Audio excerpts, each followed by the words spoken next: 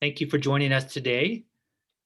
It's my pleasure to welcome us all and get us started. My name is Dr. Michael Lovick-Collier. I serve as the Assistant Vice President for Mission and Ministry, and along with the Center for Catholic Thought and Culture, we are one of the co-sponsors of today's event and of this three-part series, which we've titled Indifference is Not an Option, Pope Francis, Fratelli Tutti and Solidarity.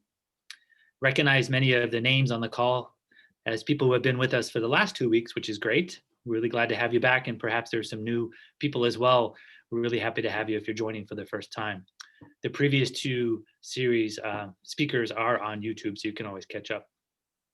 But we're really delighted to have you with us today for what promises to be an outstanding talk that'll be given by Father Joesph Chinichi, for the President Emeritus at the Franciscan School of Theology.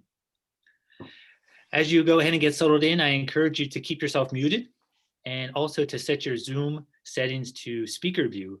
That way you can focus in on the speaker and not be distracted by everyone else. After about 40 minutes or so of presentation, we'll have time for question and answers, which will be managed via the chat box. So again, welcome. Thank you for joining us.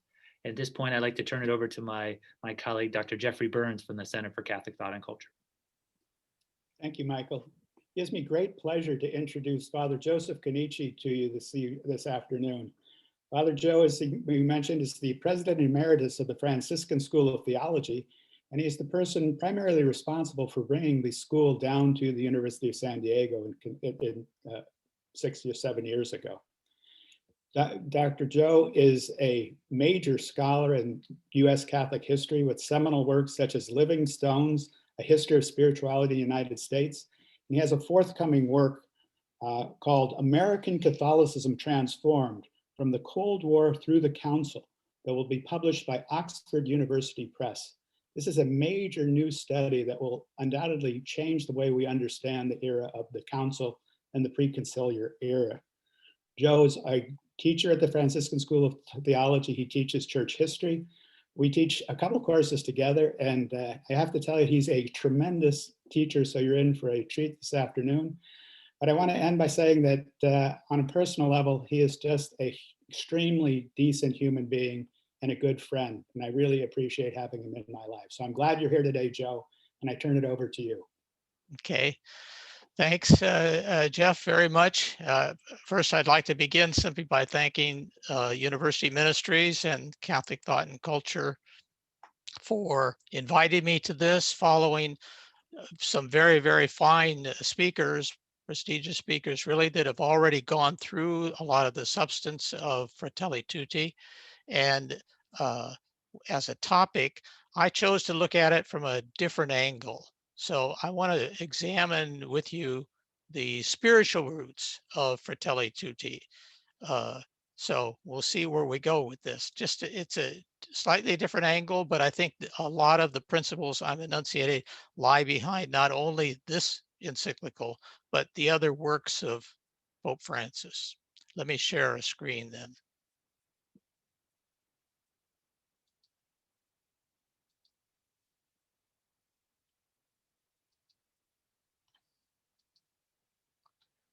Okay, I hope everyone can see that. The spiritual roots of Fratelli Tutti. So what I'd like to do is first, just very briefly, just to remind you, outline of Fratelli Tutti, then some significant facts, so we get into this. The convergence with two of the major spiritual traditions in the church, the Franciscan and the Ignatian. I will concentrate mostly on the Ignatian, even though I am a Franciscan friar, but the two come together very closely. More about that later. On Fraternity and Social Friendship was issued October 3rd, 2020, which you know. And it's composed then of these 6 chapters with a conclusion.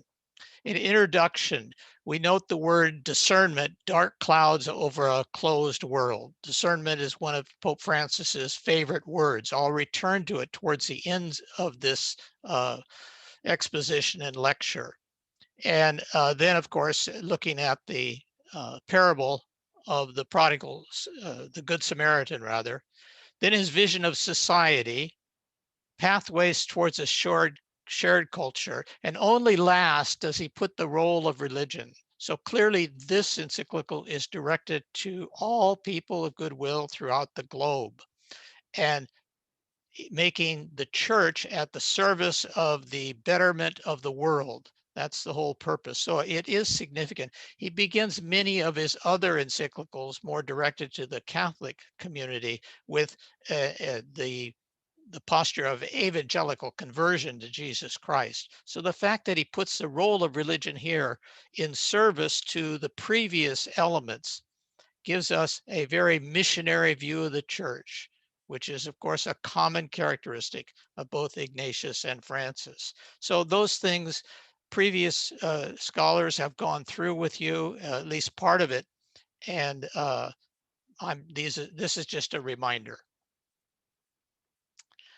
Let me give you some significant facts, which for me, when I first started to read Pope Francis, it just struck me as very different, and his writings have seemed very different, also his approach. And I thought about this a lot and wondered, well, what's happening here? Well, he was born in 1936, and he entered the Society of Jesus in 1958. So he was a little older. He became provincial of the Argentine province and was that for 6 years, 1973 to 79, which would be the apogee probably of the post-conciliar period in the United States, and coincided then with the pontificate of Paul VI, with a little bit over to John Paul II. And then in 1998, he became Archbishop of Buenos Aires, and 2013, Pope Francis I. It strikes me very, very much in his writings that he is the first religious, that is a professed religious of a major religious order, to be Pope since Gregory XVI, 1831 to 1846. I think that is extremely significant. And we have to look at his religious background. The reasons are simple. Francis comes from a tradition in the church which is charismatic. It's based on the principle of a spiritual experience of Jesus Christ. At the center of his vision is the image and picture of Jesus as presented in the exercises. His foundation is Christological. It's not ecclesiological. Ecclesiology, the church, even though he's Pope, is not at the center of his vision. His vision is that of his relationship with Christ and the relationship of Christ to the world. That's very typical of religious life. That's one of the things. It's based on personal experience, the role of the Holy Spirit, the mission beyond those, beyond the boundaries of the local church, even though he was Archbishop of Buenos Aires, and the foundational charism of the religious order to which he belongs, which is the Society of Jesus. I think partially that's why nobody can understand him. And they just don't quite get the angle of where he's coming from, because we're not used to this type of approach from the papacy. So let's look at it more deeply. He was fascinated with the life of St. Francis also from the time of his novitiate, and people say this. He was influenced, the influence of the exercises of the spiritual life by Cardinal Jimenez de Cisneros in Spain influenced Ignatius Loyola. And there's a lot of convergence between the affective spirituality of Francis of Assisi and the affective, meditative, imaginative spirituality of Ignatius Loyola. Most historians would say that. In fact, the great Jesuit Hugo Rahner claims that the exercises are based on a scotistic, that is a follower of John Duns Scotus, vision of the world. So we're looking at the convergences between these two traditions, which often appear to be distinct. But we're looking at the convergences between them, one in the 13th century, one in the 16th century. He was a member of the Society of Jesus for over 40 years before becoming Archbishop. Those were his formative years. Those were the formative years of his vision, his experience within the context of a religious life. So he's a religious who has become Pope. Let's look at his convergence initially with Francis of Assisi. Just a second here. What I did is in preparation, and Fordham University has published 3 volumes of all the writings of Francis, Pope Francis, as Archbishop of Buenos Aires and then Cardinal. And it's quite lengthy, obviously, 3 volumes, but he goes through a lot of the talks and the works that he did in Argentina. I'd recommend this particular series. He writes in there to catechists in 2002, to worship is to draw closer to unity, to discover that we are children of the same Father, members of one family, as St. Francis discovered. To sing praises in unity to all creation and to all people. These are the part of the spiritual foundations of social friendship. It is to retie the bonds that we have broken with our earth, with our brothers and sisters. It is to recognize him as Lord of all things, kind Father of the whole world. A reference there to creation, or the principle and foundation, certainly of the exercises. And we know that Francis of Assisi is the patron of creation itself. It's expressed very clearly in Laudato Si, and also in the present encyclical Fratelli Tutti, but it comes out also in his pastoral action, as we'll see. So he shares with Francis of Assisi the path of the poor, the path of Jesus, the path of the affections, the path of example, the path of a teaching word, and the path of reform through mission in the world. All of those things come out clearly in Pope Francis's vision. I'll pick out a couple. Hearing the cry of the poor. Okay, now this is from Fratelli Tutti 48. We must not lose our ability to listen. This is Pope Francis. Saint Francis, quote, heard the voice of God. He heard the voice of the poor. He heard the voice of the infirm. And he heard the voice of nature. He made of them a way of life. My desire is that the seed that St. Francis planted may grow in the hearts of many. So you're looking at there at a dialogue, a colloquy, as the exercises call it, a colloquy between himself and the voice of God, coming in a very incarnate way through the poor, the infirm, nature. He doesn't put the church at the center. He puts the center in encounter with God's word throughout everything that is. Very interesting approach, particularly to the poor. And then he begins the Fratelli Tutti by several references to Francis of Assisi. Francis comes up at the beginning and at the end of the encyclical. So he cites, let all of us, brothers, consider the good shepherd who bore the suffering of the cross to save his sheep. Okay, that's Fratelli Tutti, let all of us, brothers and sisters. The Italian encompasses both genders. Blessed is that servant who loves and respects his brother and sisters as much when he is far away from him as when he is with him. Admonition of Francis of Assisi. Francis felt himself a brother to the sun, the sea, and the wind, yet he knew that he was even closer to those of his own flesh. Laudato Si and Fratelli Tutti, he cites that. So we see him picking up some of the nuggets, I guess, that we have from the writings of Francis of Assisi, here called admonitions. I don't know who's advising him or if he's reading that himself. It could be either one or both.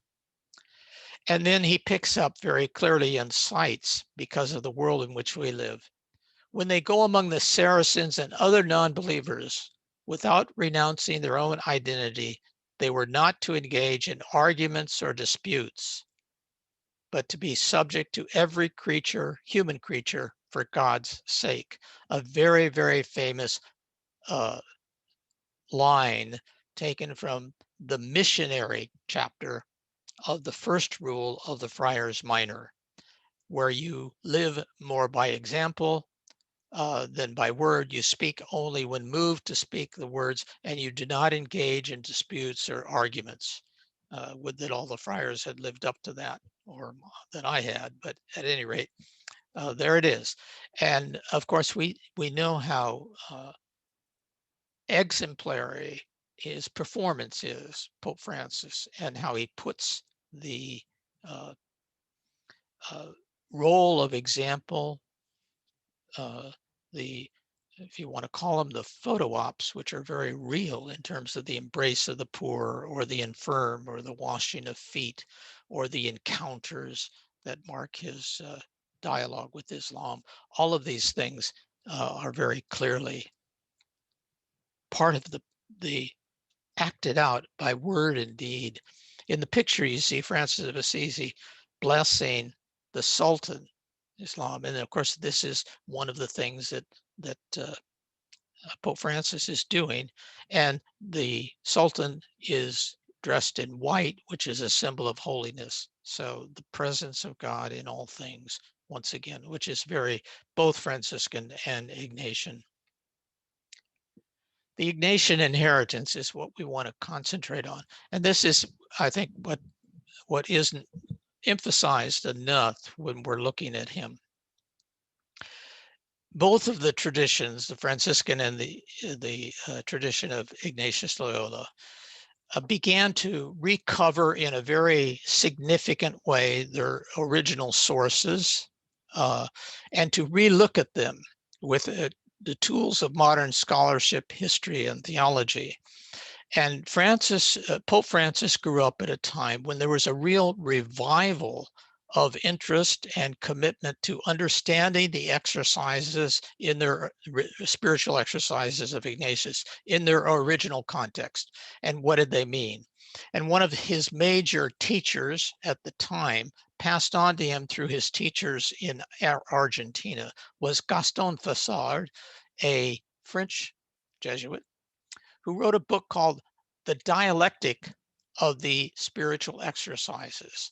And Fassard sees this dialectic simply means two ends of a pole that are in deep relationship with each other. Grace and freedom, the grace of God and our freedom to respond. And Francis, this is what discernment is, the ability to respond to God's movement in the heart and in the world. So there's a great focus on the human will and the choice to respond to the encounter with God that comes initially from grace. This runs through all of his theology for Pope Francis. The large and the small, I'll pursue that a little bit here in a second. And contemplation and action are poles of the same experience. Action feeds contemplation, contemplation feeds action. Fassard also argues that history, the movement of history, the people in it, is the playing out of two liberties: the liberty and freedom of God to love and our freedom to respond. So we're always in a situation of encounter or dialogue or colloquy, always in a situation of examining around us and asking, how is God working there? in my own life, in the life of the society, in other people. Fassard takes a step beyond the personalistic and individualistic interpretation of the exercises in a real breakthrough. And he applies the dialectic to society and politics, moving the tradition of the spiritual exercises from the axes of personal conversion to the axes of social conversion. So really, it seems to me, Fratelli Tutti is a call to social conversion, a call to social change.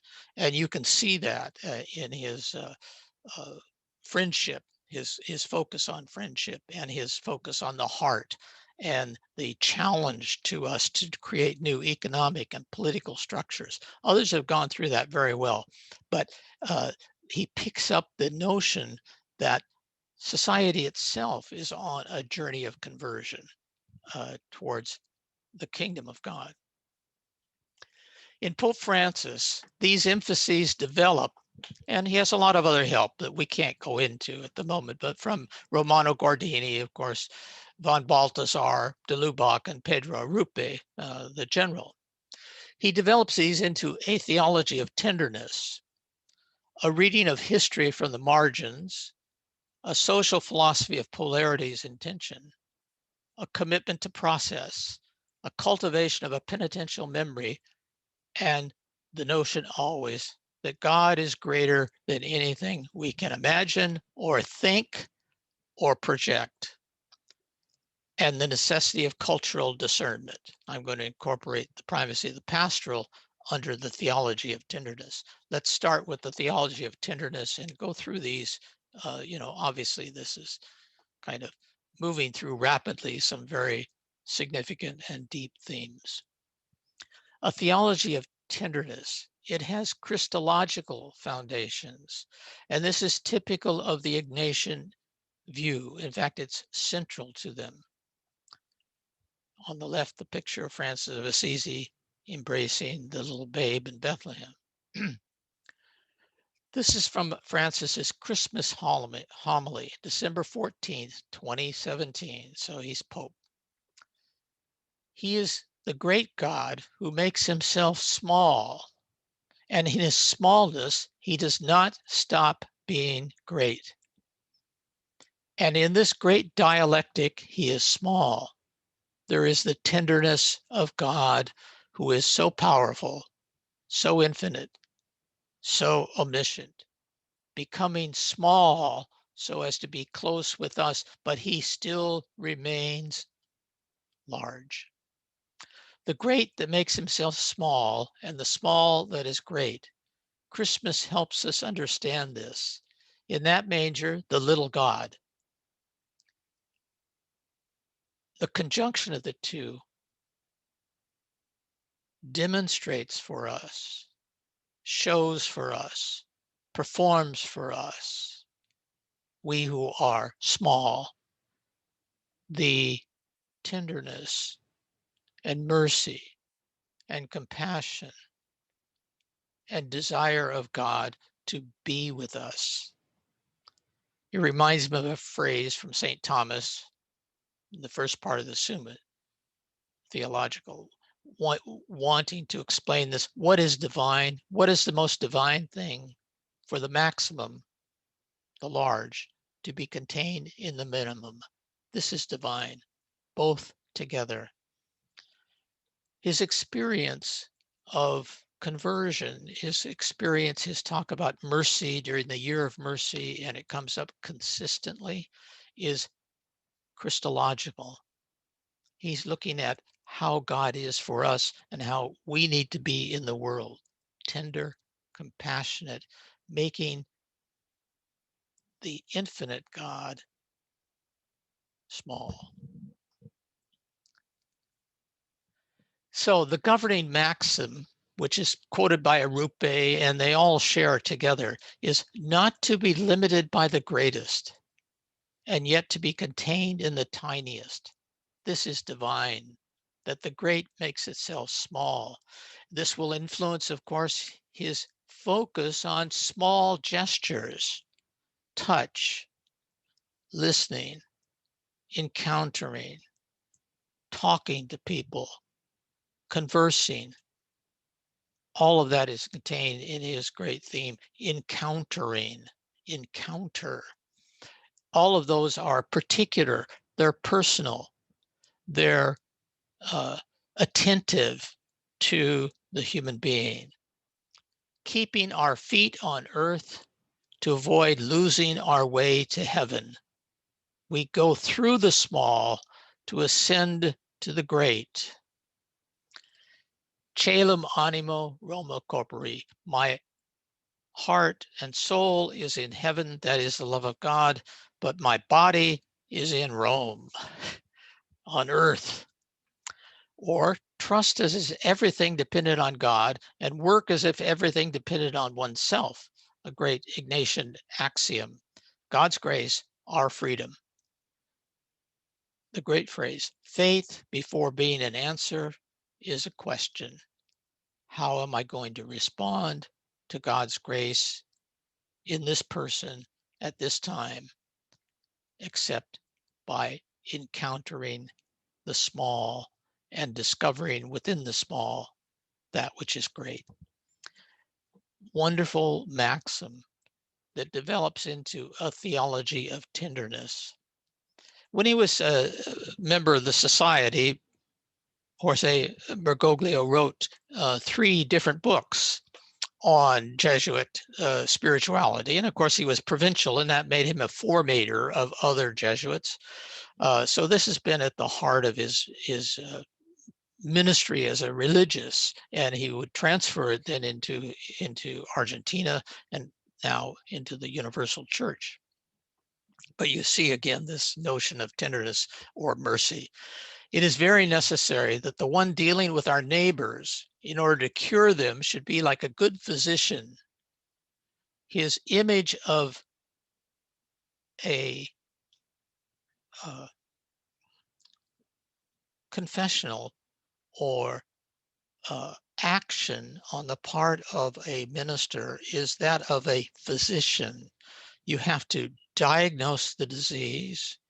You have to use the right medicine at the right time in the right measure.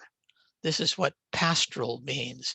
You're adjusting to the person in front of you or the community in front of you.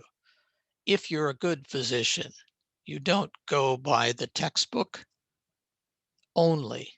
You go by how does it apply in this situation? We see this coming out in his Amoris Laetitia when he talks about those who are divorced and separated. Can they go to communion? Well, it depends. We have to discern. They should neither be frightened at the neighbor's illnesses nor be repelled by their wounds. They should accept with great patience and gentleness their neighbor's weaknesses and importunities.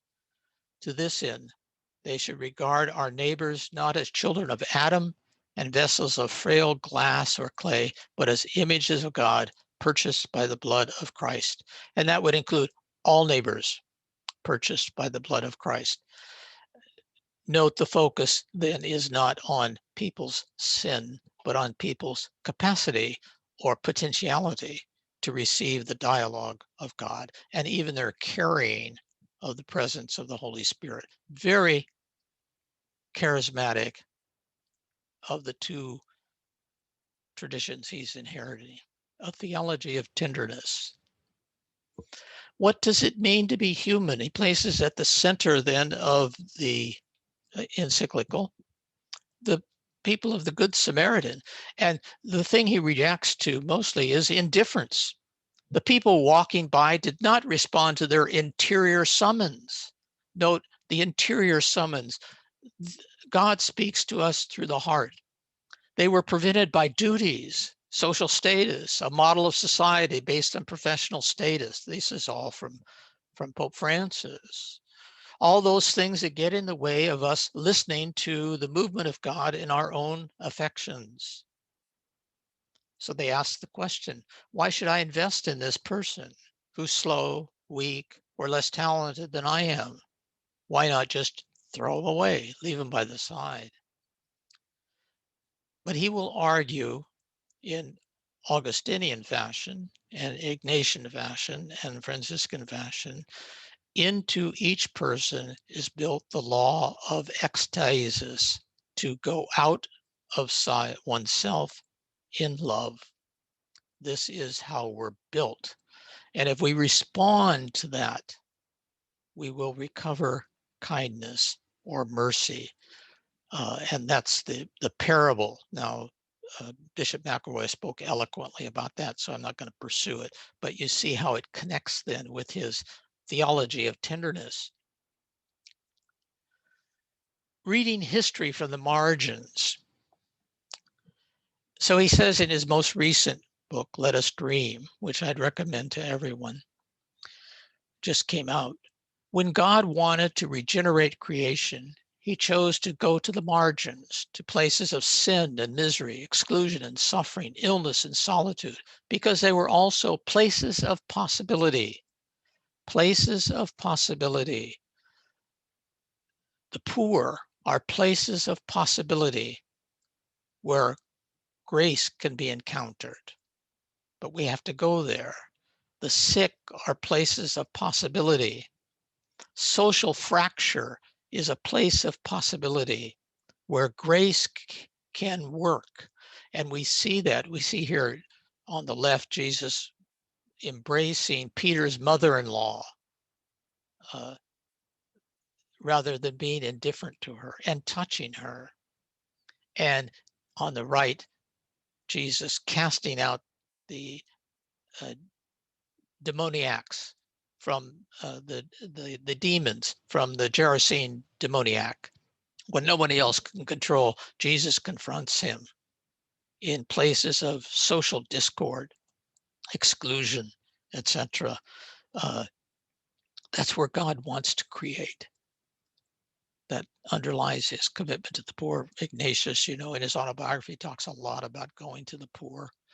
And of course, that's Francis of Assisi's hallmark.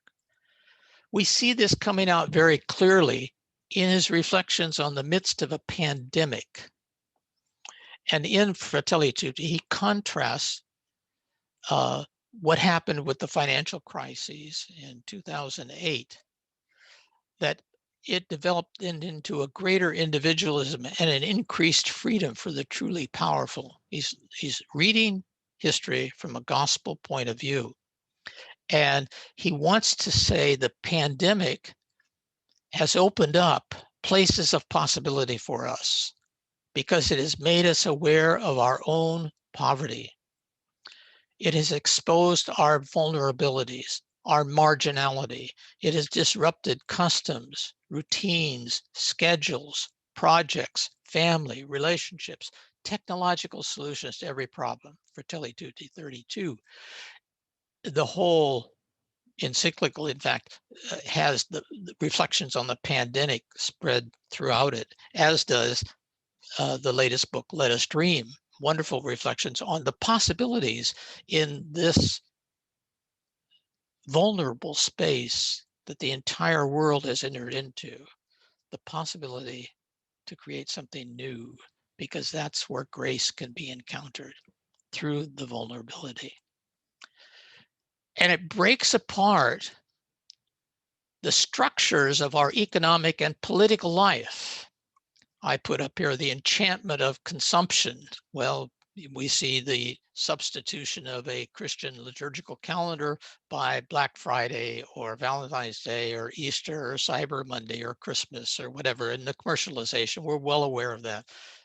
I don't have to pursue all of that in detail. So, but consumption hasn't solved this problem. In fact, it's changed it. We've discovered maybe what we don't need, or we've broken some of our regular patterns of buying and selling. We've become, well, we'll see. And we've asked the question, what binds society together? Is it really bound together by a market model of exchange, or by a transactional model of society? I gave some of the characteristics culturally, how historians analyze these market model of exchange and transactional model of society. And some would argue that the market model of exchange or the transactional model of society have become the dominant social motifs of our age.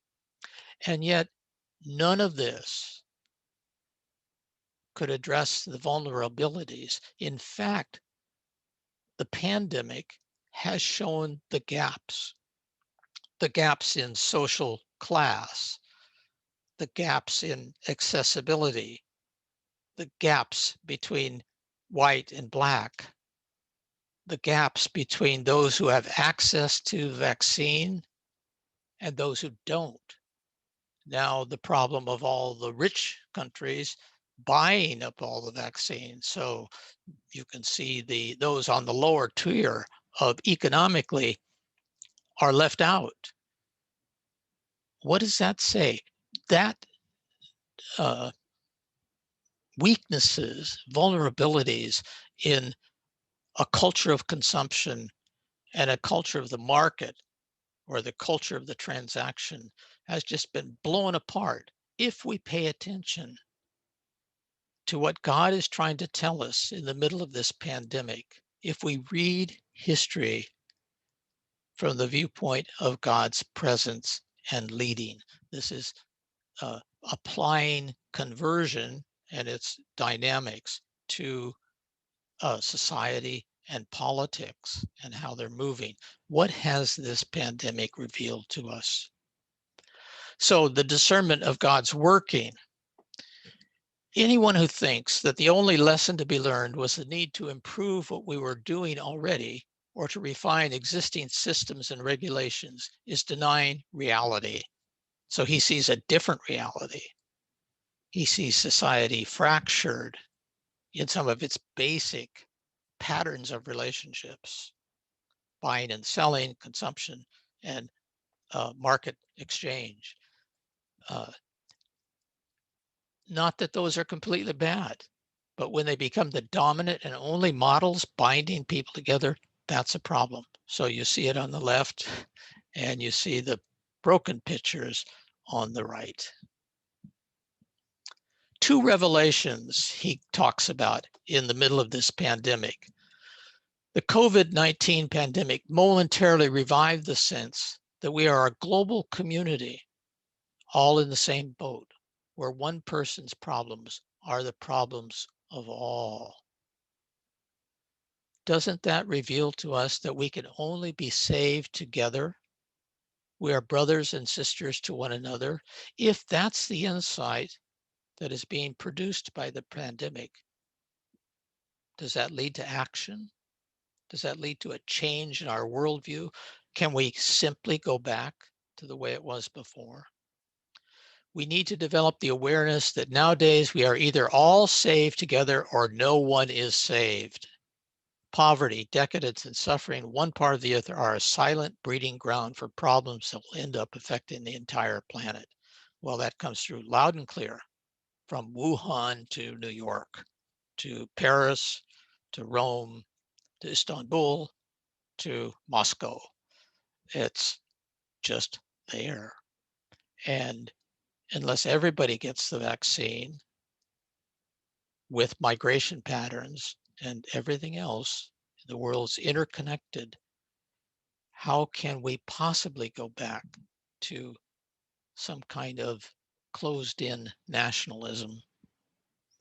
The second thing, didn't the pandemic reveal to us that God continues to sow abundant seeds of goodness in our human family, Christian and non-Christian?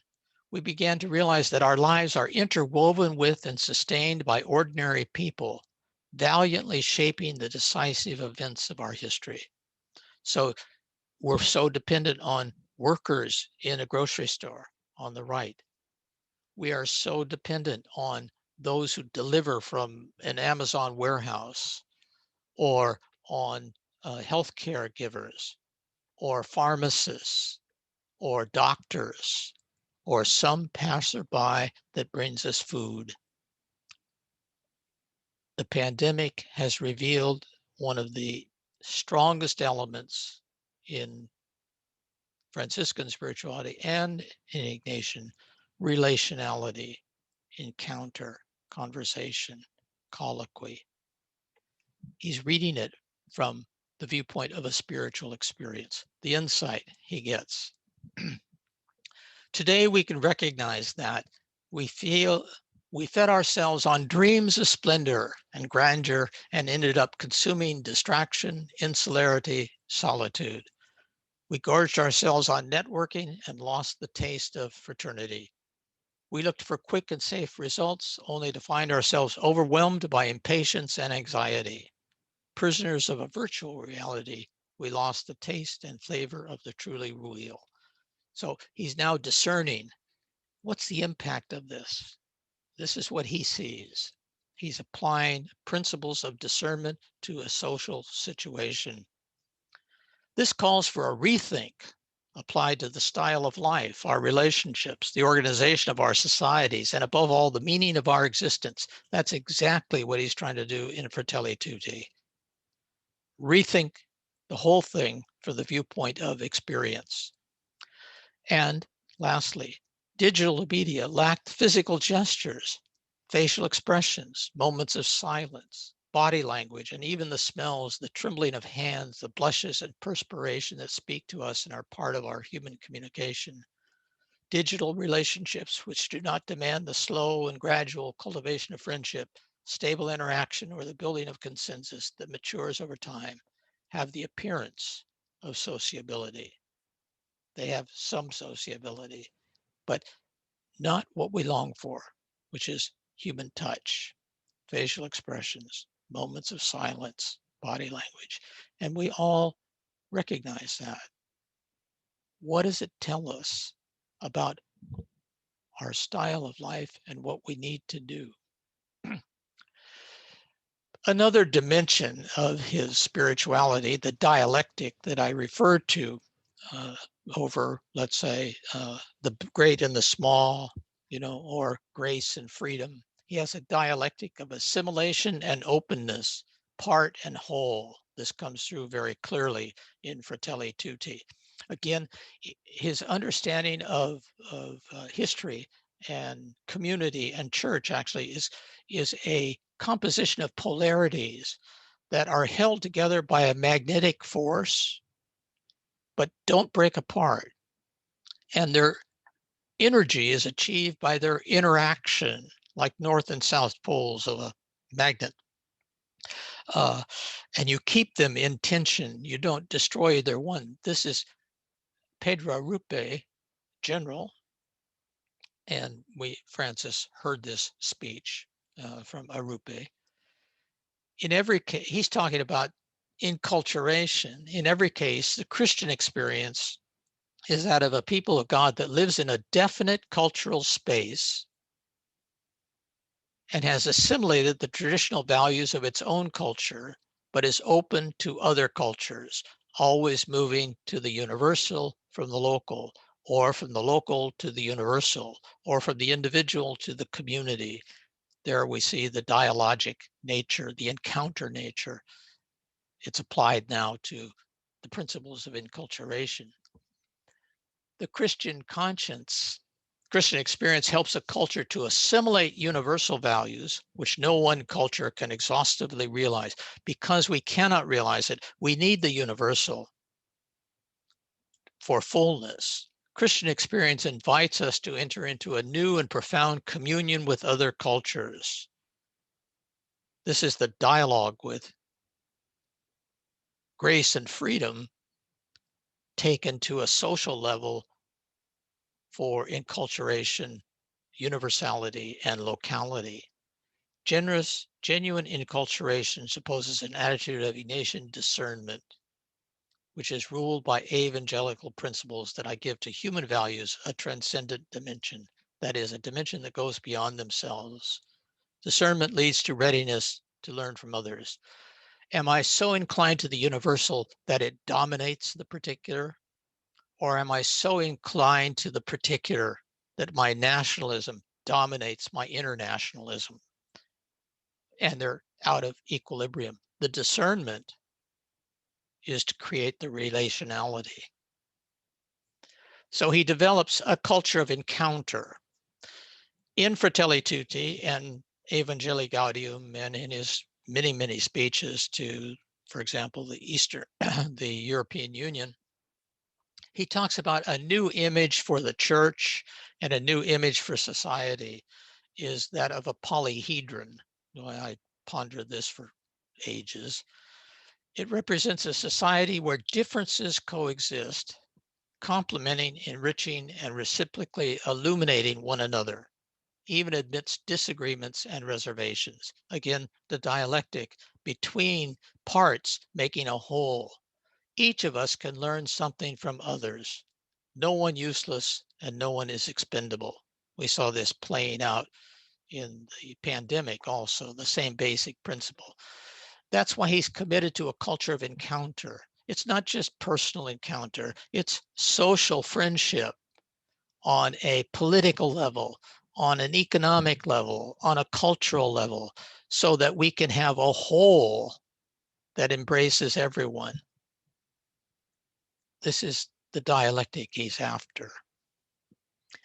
Conversion for him is a process occurring within history, not the individual, but it occurs within history, and it's central to his socio-political principle. We all live with a desire for change, and we all live in an individual moment. And if we're alive, we long for something greater, a deeper relationship, more love, peace, an end of class divisions, more equality, more inclusion, order, whatever it might be. Fullness, peace are always on the horizon ahead of us. And we live in the individual moment. We can never reach fullness, nor should we expect to, because we're on a temporal sequence. So he believes in process. That's why he starts lots of initiatives. People say, well, he's not concluding anything. Well, that's not his understanding. It's not Ignatius's understanding. It's not Francis of Assisi. We're on a pilgrimage. We are the small creature trying to express the great God. And we do that over time. And God's grace works with us over time. So we never capture in our space the ultimate, the kingdom, a peace, whatever it might be. But we continue on our pilgrimage, embracing our cross and move forward in time. Sometimes I wonder, he says in Evangelii Gaudium, and it's repeated in Fratelli Tutti, if there are people in today's world who are really concerned about generating processes of people building, as opposed to obtaining immediate results, which yield easy, quick, short-term political gains, but do not enhance human fullness. Process is very important for him. So I give one example only. The Vatican holding a summit on organ trafficking and transplant tourism, February 7th, 2017. What he's trying to do is start a process that affects all those people gathered together and makes the world more aware of human trafficking. He's not trying to solve the problem because it is too big or it involves too many people. And because that's not what life is. Life is complicated and it takes time. And so the Summit on Human Trafficking came up with some principles taken from the US State Department. And then in the eyes of God, this statement, each human being is a free person, whether girl, boy, woman, or man, and is destined to exist for the good of all in equality and fraternity. He wants to start a process that people take to themselves, convert, and form a better society, knowing that it will always be incomplete. And he does that over and over again. It's the embrace of the Iman, that he did, or it's the visit to the prison and washing of the feet, Those are all little actions, but remember our principle. The infinite is contained in the tiny. Cultivation of a penitential memory as we move along here. What does it mean to be a Jesuit?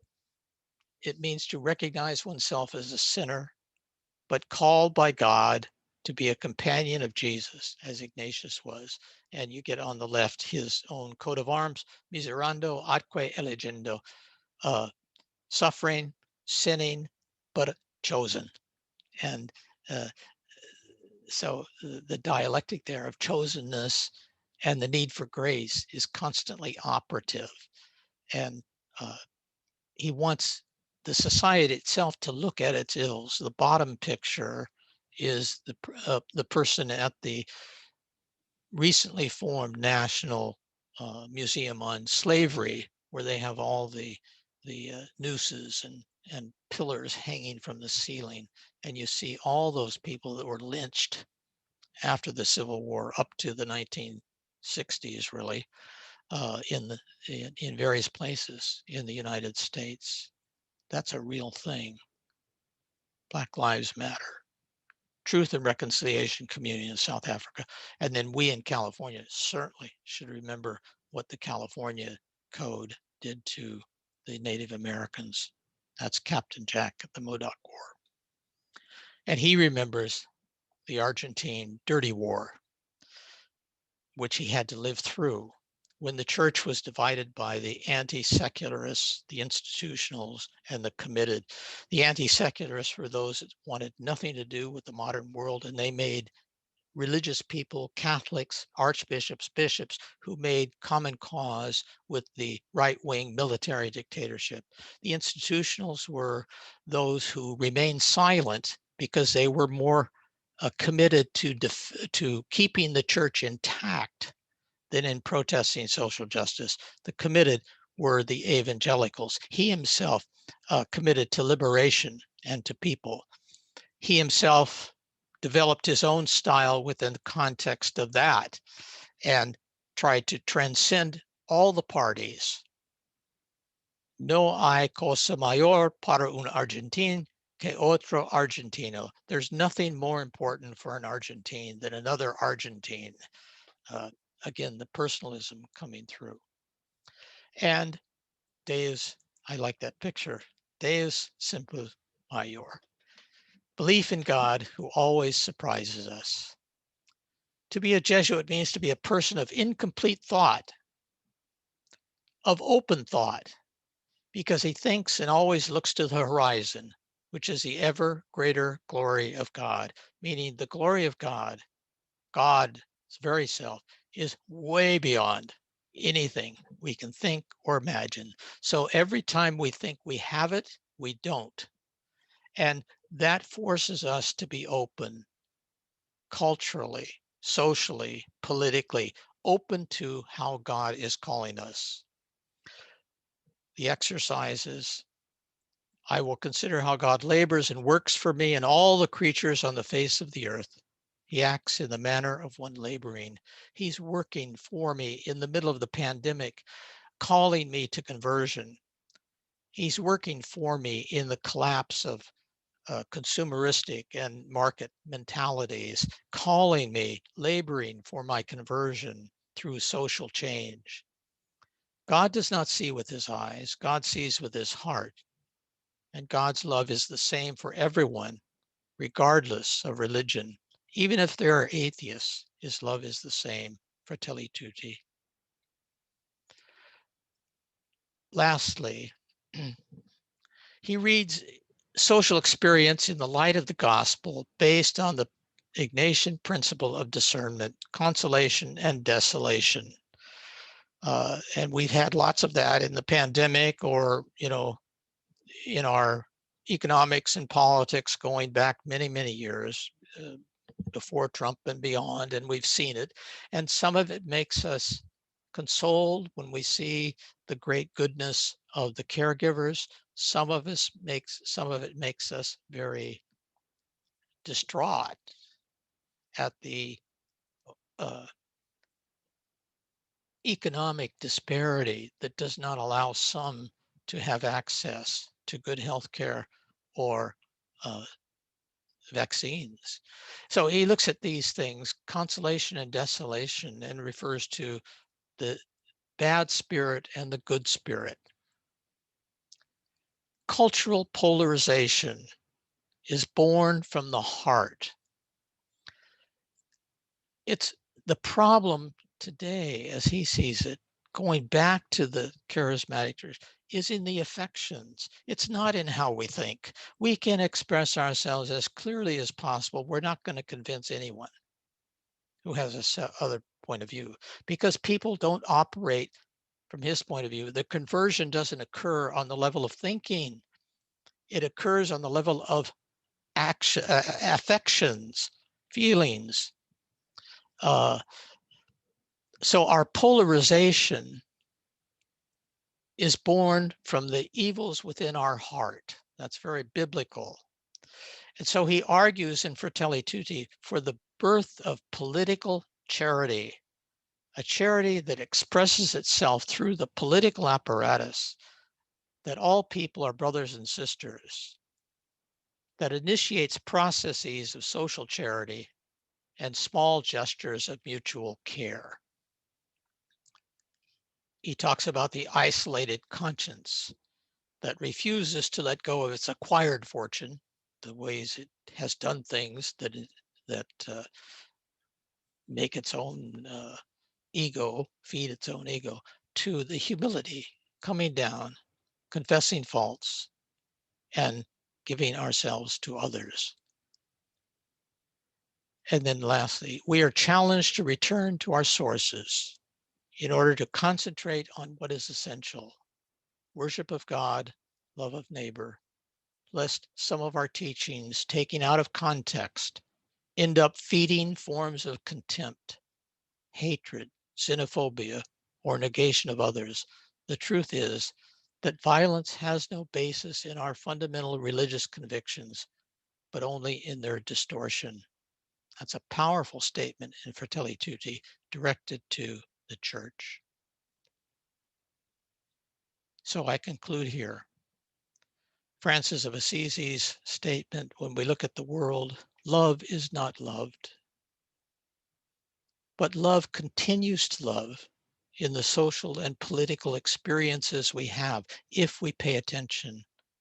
Love is coming to us, trying to change our heart and our affections, to develop social friendship. And from the spiritual exercises, consider what Christ our Lord suffers in his human nature, or desires to suffer according to the passage being contemplated, places himself in the gospel and does that. So you have a picture there of the scream and the picture of Guernica.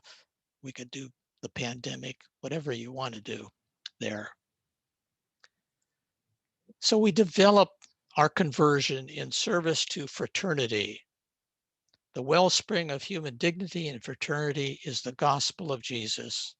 From it arises, for Christian thought and for the action of the church, the primacy given to relationships, to the encounter with the sacred, to universal communion. Amen. Amen. Okay. Thank you very much, Joe. Really appreciate your insights. We are going to now ask people if they have a question, if you would submit your question in the chat, and then we will allow you to voice your question. So I don't know if Emily is still here. Let me see here. Oh, she's there. Yeah. Okay, hold on so I can unmute everybody. Christine, are you still there? Yes, Jeffrey. Okay, can you allow people to unmute themselves? Yes. Okay, all right, Emily, can you unmute yourself? Not yet. 1 second. Now she should be able to. Okay, Emily, can you try to unmute yourself? Hey, that worked. Okay, great. You're on. Well, let me start by saying thank you for that very rich presentation. I think I'm still letting it soak in. So I appreciate you letting me ask a question, but just know that this is a first and initial question. There was so much in that presentation that we could talk about. This is perhaps just a jumping off point. I was thinking earlier of the stamp collection that I saw being advertised from the Vatican that has many religious leaders with the Pope in a series of new stamps, and none of them are women. And I was thinking about that in connection with some of the presentation today. So my question is about, are there additional women spiritual leaders within our tradition that we could also be thinking about? So I was pleased that Pope Francis in his New York Times op-ed talked about the nurses who cared for him and saved his life, and how they demonstrated enormous, convictions, kind of going against their superiors in order to save his life, and how the nurses were an example of female leadership. And yet in hearing you talk about the spiritual roots of Fratelli Tutti, you were focusing mostly on male leaders. So Francis, Ignatius, Fassard, Arupe, Gordini, Fiorito, von Balthasar. And so I wonder what message you have for Catholic women reading Fratelli Tutti, especially women who are thirsty for spiritual depth and inspiration, and wondering if there are more resources within our tradition to honor the embodiment and leadership of women. Thank you. A very good observation. Well, that's the tradition he's coming from, which is why I focused on that, but you hear him talk about his own sister, and there's a lot more going on. Two things.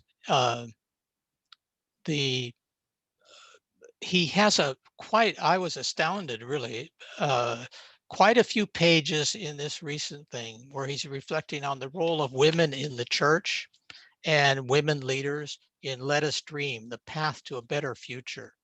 And I think those are the most direct things he's said about the importance of women and the charism, expertise, etc. they bring to it. And he mentions in there that in looking at the church, he's trying to develop processes of change. So in fact, more women have been included at high levels of the Vatican in discussion under his watch, let's say, than ever before, in the hopes that that's forcing it to change through encounter, so to speak. So it fits in with his understanding of change. Now, there are plenty of women, of course, in the tradition we can look at, whether you're talking about Catherine of Siena or Teresa of Avila. And, he quotes some of the women desert mothers in some of his writings that I've read.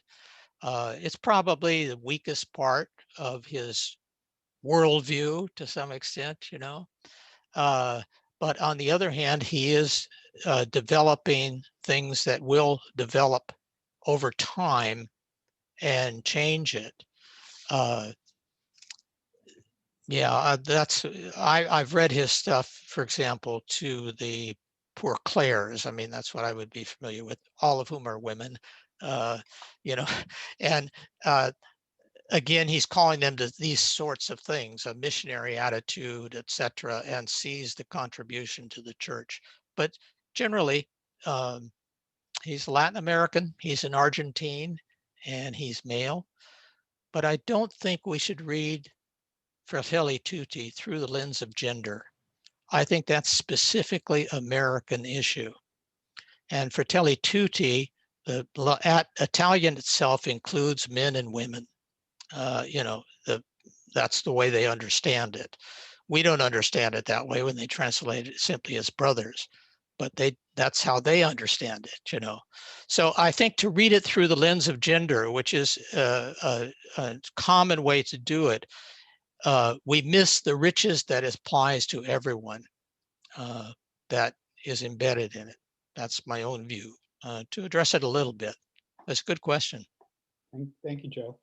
We have a question from Sister Rebecca Zuro. Sister Rebecca, would you unmute yourself and ask your question to Father Joe? Sure, thank you. I have been teaching in our formation house, and many times Fratelli Tutti comes to the conversation and listening to everything that we've been listening to. This is the third time that I participated, and I'm so blessed that I did. Can I say that this is an encyclical that is a Eucharistic encyclical, since it's not only universal, but also, at the end of Mass, they tell you to do and do good to others, live what you have participated in the Eucharist. I don't know what your intake is on that. Well, he doesn't talk about the Eucharist in this encyclical. We can see that because, as I mentioned, he talks only about the church in the last chapter. So it's directed to all beings. So he's not specifically addressing the Eucharist at all. There's a direct connection, of course, between the celebration of liturgy and the social vision that he's bringing up. And that's social friendship and presence of God in all things, not simply the Eucharist, presence of God even in unbelievers, not simply the Eucharist. So there's a whole understanding of God's omnipresence and the Deus Simpus Maior, God always beyond our imagination, working for us in the world. Those are the axes of his interpretation. Personally, I think those principles can be applied to how we understand liturgy. And that would be, I think, very beneficial for the church and for the Catholic community. But it's a good question, good insight. Let's see if we can't put the two together. We have a question from Steve Conroy. So Steve, would you unmute yourself and ask your question? It's kind of tongue in cheek, but maybe not completely. Do you think this Jesuit Pope is really a Franciscan at heart? No, I don't. No, I think he's pure Jesuit. I think there's a convergence between the two traditions, and it's very clear on a lot of points. But in many respects, his fulcrum of interpretation is the spiritual exercises, not the writings of Francis of Assisi. So, and that doesn't bother me. I used to eat dinner with the Jesuits, and it's a great tradition, but they're both charismatic and both have something to offer. I can follow up though. Why do you think he chose the name Francis though, as a Jesuit? Well, obviously, he claims that when Cardinal Humus, who was a Franciscan, his friend, turned to him in the conclave and said, "Don't forget the poor," he said, the name Francis, we all thought it, to be honest, in the Franciscan community, thought it was Francis Xavier, but he meant Francis of Assisi. And so I think his experience in Argentina and himself being in exile, from his own confreres, has given him a sensitivity to the marginal. And so I think that's why he chose Francis. But that's embedded in the Ignatian justice and peace and commitment for the poor. Liberation is embedded also in the Ignatian Inheritance. Good observation, Steve. I have a question for you, Joe. At the end, you mentioned the quote of nonviolence.